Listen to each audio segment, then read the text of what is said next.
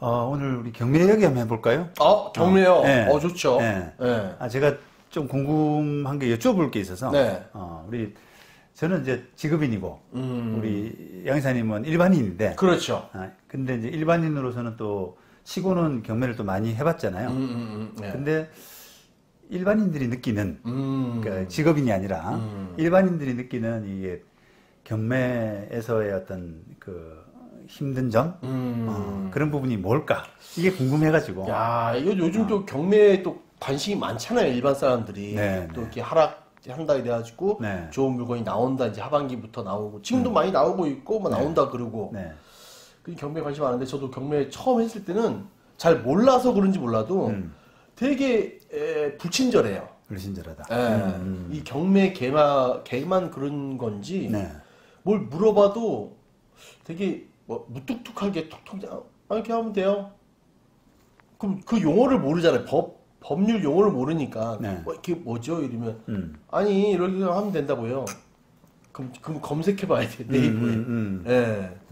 조금 뭐가 네 가지가 없다 그래야 되나? 그렇군요. 그리고 경매기에 전화해도 전화 잘 안 받아요. 몇 번 해도 안 받고 다음날 그래서 찾아가서 물어보고 그런 적도 있어요. 네. 그렇군요. 저는 이제 친절하다, 친절하지 못하다 이런 부분은 약간의 이제 어떤 직원의 편차도 있잖아요. 좀 친절한 사람도 있을 테고 더 그렇지 못한 사람도 있을 텐데 네. 그런 걸 떠나서 어쨌든 법원이 전체적으로는 경매계가 좀 불친절하다 이런 이야기를 많이 들었습니다. 그렇죠. 진짜 저도 여러 법원 서울부터 해갖고 많이 갔을 거 아니에요. 그 수도권에.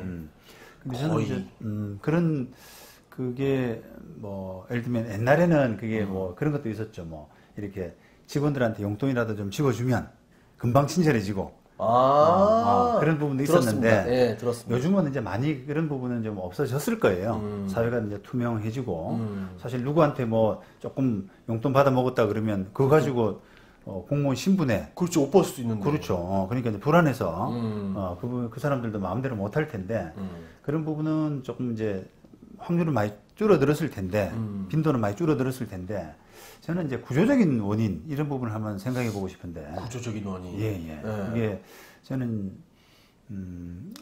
정보의 좀 불투명성, 정보의 불균형 이런 부분을 정보 공개의 불투명 이런 부분에서 많이 찾고 싶습니다.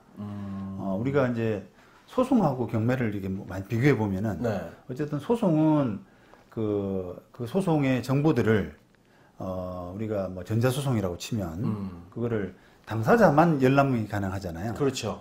그러니까 이제 법원 입장에서는 원고가 내고 또 피고가 내고 이런 부분들을 그걸 열람할 수 있는 권한 자체가 굉장히 한정적이에요. 그러다 보니까 거기에 이제 왔다 갔다 하는 정보들은 다 공개가 되죠. 그렇죠. 당사자라면 다 볼 수 있도록 전자소송에서 하는데 경매는 이게 기본적으로 이제 이해관계인이냐 아니냐라고 하는 부분에서 이제 나눠가지고 이해관계인은 열람을 좀 열람할 수 있는 권리를 주는데 반해서 그렇죠. 이해관계인이 아니게 되면은 열람에 공개할 수 있는 자료를 굉장히 한정적으로 합니다. 없죠, 거의. 굉장히 필수적인 정보가 나거든요. 그러다 보니까 이제 이게 우리가 보통 낙찰하겠다라고 이렇게 관심 가지고 접근하는 사람들은 이해관계인은 아니란 말이에요. 이해관계자라고 할 때 소송법상에 또는 집행법상에 그런 이해관계인이 아니기 때문에 그 바깥에 있는 사람들은 정말 이게 갈증을 느낄 수밖에 없습니다. 아니 낙찰이 되고서도 그 낙찰 된 날 말고 다음 날 정도 가면 서류들이 경매기로 올라올 거 아닙니까? 갖고 열람할 수 있는 거 아니에요? 그 채무자 이제 전화번호 좀 알고 싶어가지고 갔는데 면박을 주는 거예요. 어저께 낙찰받았는데 왜 오늘 왔냐고. 다음 주에 와야지.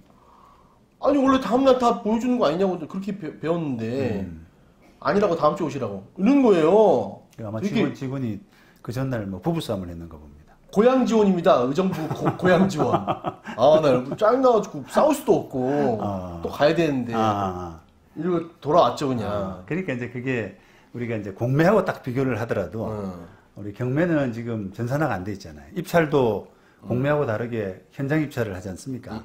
근데 공매는 다 온라인으로 되잖아요. 그죠? 네. 그러니까 이제 그런 부분의 차이부터 해서 이게 법원 직원 개인 이런 사람들의 어떤 그 친절함, 또 성실함 이런 거에 따라서 많이 좌우가 될 수밖에 없죠.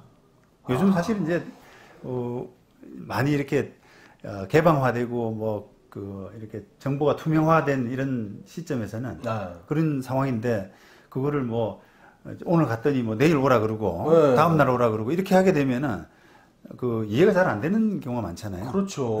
이게 사람 시간을 어떻게 생각하느냐. 그리고 처음 하다 보면 순서를 모르니까 물어볼 수 있잖아요. 열람을 하면 어떻게 해야 돼요? 이렇게 물어보면 이거 쓰셔가지고 제출해 주세요. 얼마 주시면 복사비는 100원이고 이렇게 말해주면 되는데 아니 되게 불친절해요. 그래서 제가 처음에 했던 거는 되게 이렇게 웃으면서 제가 또 연기가 좀 되잖아요. 되게 순진한 척. 제가 이렇게 하면서 했거든요. 그러니까 얘 좀 바보구나 하면서 좀 알려 주더라고요. 그래. 예. 감사합니다. 이러면 이렇게 하세요 이렇게 하더라고요 여자분이. 아주 좋은 팁인 것 같습니다. 좀 바보 연기를. 되게 착한 척하면서. 저 몰라요. 막 이러면서 하면 가르쳐 주더라고요. 그래요. 참 세상 살기가 참 힘든데. 여러분들이 조금 이렇게 뭐랄까요 용기가 좀 필요합니다. 이런 부분은 법원 직원이 불친절하고 또 어떤 부당한 요구를 한다든지 또 부당하게 거절한다든지 이런 부분을 맞닥뜨렸을 때는 조금 이렇게 법원 민원함 같은 데다가 적극적으로 신고를 하셔야 돼요. 그거는 이제 우리가 민원인들을 좀 겁을 내거든요. 그래요? 법원도 겁을 내요? 겁을 냅니다. 공무원들은 겁을 많이 내는데 법원은 안 그런 줄 알았어요. 법원은 겁을 조금 덜 내긴 한데 그래도 겁을 냅니다.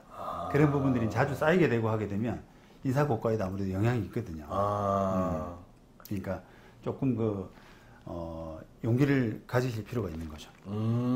적극적으로 댓글을 남기든지 아니면 쪽지 써 편지를 넣든지 이런 상황에서 어느 이 사람이 어떤 이런 행동을 했다. 너무 불쾌했다. 그렇습니다. 그거는 이제 본인의 권리구제뿐 아니라 앞으로의 어떤 법원 문화 개선, 법원의 서비스 개선 이런 부분을 위해서도 저는 꼭 필요한 거라고 봅니다. 오히려 이제 저희 같이 좀 직업인들은 아무래도 만약에 변호사 사무실에서 그런 민원을 넣었다라고 하게 되면 저 사무실 좀 한번 두고 보자 이렇게 생각할 수도 있잖아요.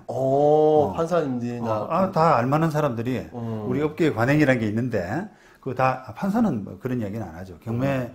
경매계는 기본적으로는 이제 경매 사법보좌관 이런 사람들의 영역이니까 그걸 어느 법률사무소에서 만약에 민원을 넣어가지고 이슈가 됐다라고 하게 되면은 저 업계 관행을 알만한 사람이 저런다고. 같은 업종에 있는 종사였어. 그렇지. 같은 식구끼리.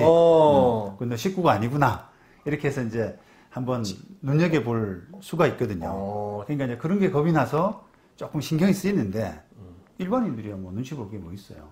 그렇잖아요. 그렇죠. 그렇습니다.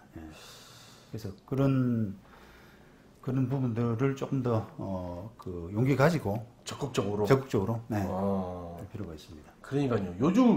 요즘 젊은 사람들은 진짜 다 얘기할 것 같아요. 뭐 하시는 거예요 지금 물어보는데. 그리고 이제 우리 서비스 하는 측면, 우리 변호사 업계도 마찬가지거든요. 이제 조금 이게 저같이 이제 기성 변호사, 좀 원로 변호사, 기성 변호사 이런 사람들은 옛날부터 서비스라는 게 좀 익숙하지가 않잖아요. 그래서 막 야단도 치고 그렇죠. 우리 의뢰인들한테 막 야단도 치고 퉁퉁거리고 이야기하고 그러는 게 이제 몸에 배어 있는데 또 젊은 변호사들은 그만큼 또 서비스가 의식이 탁 돼 있거든요. 그렇죠. 그런 것처럼 사실 법원도 이제 옛날에 근무했던 직원들, 나이 든 직원들보다는 아마 젊은 직원들이 훨씬 더 세련되게 잘 할 텐데, 근데 이제 사람이 어떨까요?